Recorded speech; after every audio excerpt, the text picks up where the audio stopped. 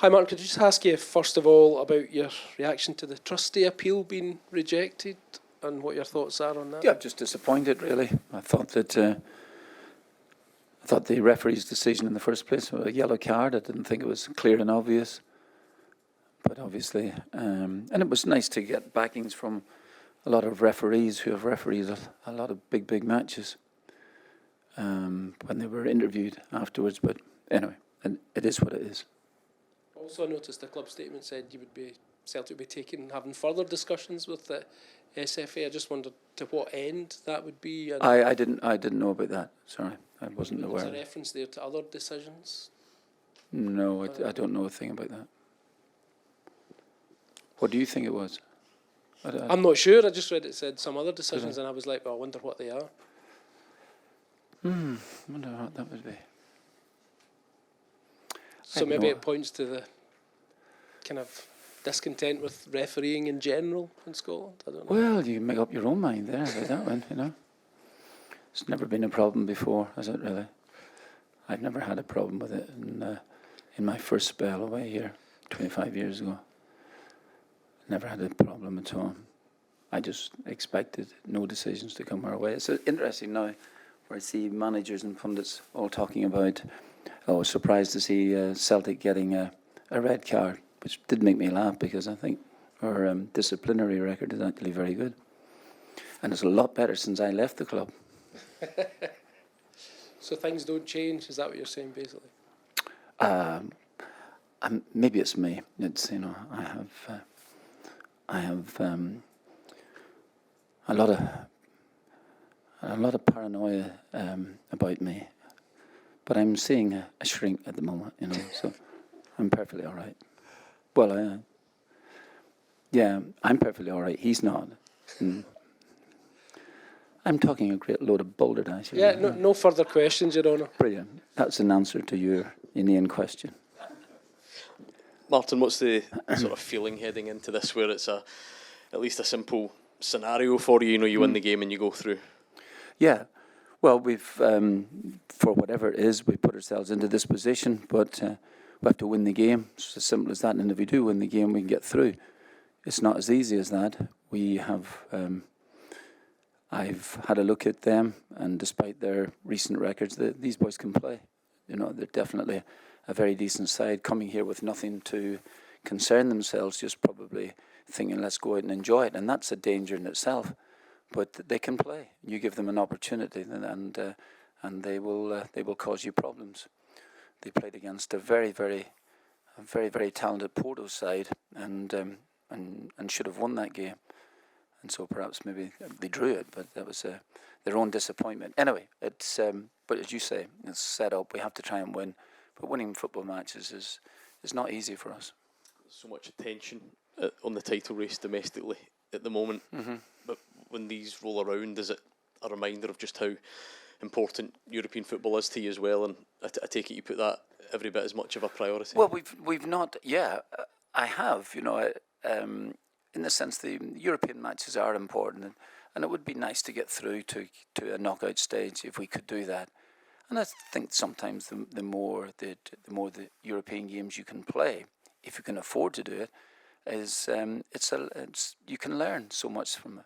I mean, my own views in the 3 matches that I've played in Europe, you know, learning each time, teams with different formations, all that type of stuff, strengths, weaknesses, and it's great. It's a great old experience for some of the younger lads as well too. We've spoken many times this month about that juggling act of going big game, back to questions about the squad, big game, back to questions. Could you give us the latest update? I thought you were going to throw transfers in there as well too. So go for the 3 of them. What's the latest? Any movement? Anything close? I know it can't impact things for tomorrow, but have we put out a statement in this one? No, we haven't put a statement. You're the statement maker on these ones. Okay. So, yeah, we. On a serious note, we obviously, I think I said to you a number of times, we need to strengthen the squad. It's what we're trying to do, and whether we have anybody in for Sunday, I don't know. But we are making strenuous efforts to improve the team. You've said before you're a worrier. Does it get to a point where you're worried that you don't get the players in that you need? Me, listen, I wish I was your age, young man, but I tell you, I worry all the time. You know, I worry. I've worried all my life, so it hasn't done me any good, but I have worried.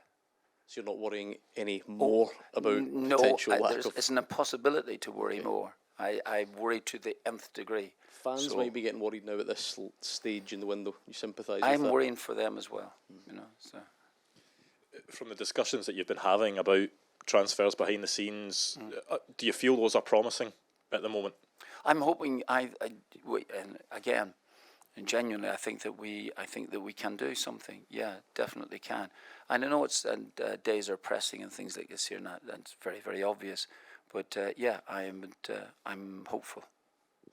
Is it even more important if you manage to get through this round of the competition? There will be more games to be played. That you need that quality, but you also need a deeper squad because it will be more midweek games again. You're absolutely right. That's exactly what we do. If we were lucky enough to get through, you know, you're going to play at least a couple of games then, and there's no midweek break. That's the problem.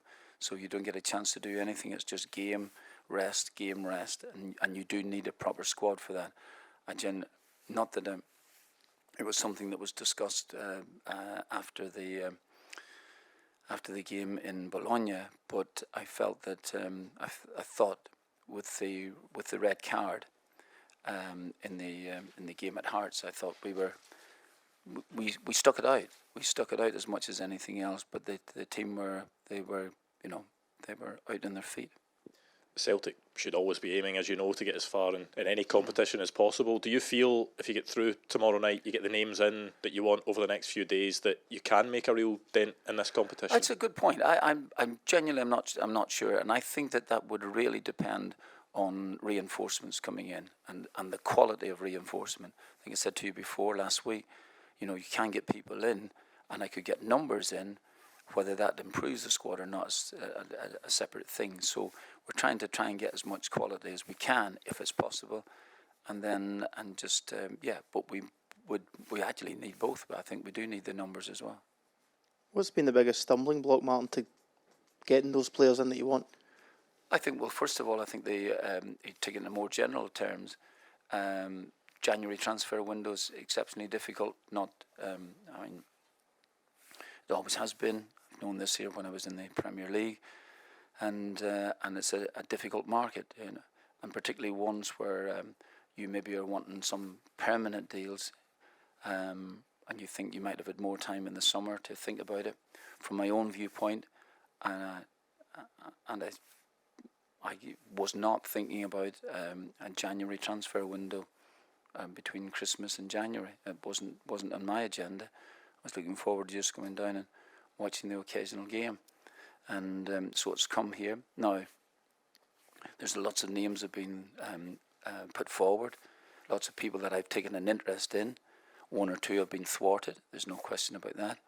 But but we're still really working on it. So it's the general thing, January transfer window.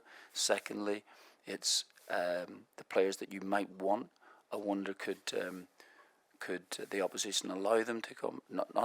Sorry, I don't mean opposition. I mean the other clubs allow the players to go. And secondly, then the demand of a price. You mentioned you didn't have your eye on the January window during the time you weren't here, but I think fans will point to the fact or hope that the club would have had their eye on these players. Mm-hmm. And Gordon mentioned worry. I think some of that worry is turning to anger at this point, that we're a week left and still the club are yet to spend a penny. I just wonder, do you understand their frustration, their anger, and why it has come to this point and still the reinforcements are not in the door that you want or need? Well, I think that's the case. I think for the transfer window, there's a certain length of time. It's January. After January, it's all over. So, and there's an anxiety. I don't know whether there's an anger there. If you're telling me that's there, then I take your word for it. But there would be an anxiety, a worry, getting back to it, that we get the players in. But I'm confident, or reasonably confident, that we can do it. Your home game, your first home game in Europe again. How much are you looking forward to that, and your memories since the last time? Well, it's a long time ago. Yeah, naturally, I'm looking forward to the game. Would like to win it if we can. Won't be easy for us, but but just to experience another European night at Celtic Park was something that was a distant memory for me. Halfway through October, and in actual fact, probably halfway through December. How's the injuries looking for tomorrow? How's it with well, people back? Obviously Hatate will miss the game because he's suspended for that, and so some of the lads, we would be. We're okay. We're okay. We think there's a couple of knocks and things like this here that the boys are having to get over, but we're okay. Of course. Yes, yeah, he's trained. Yeah, he's available for selection.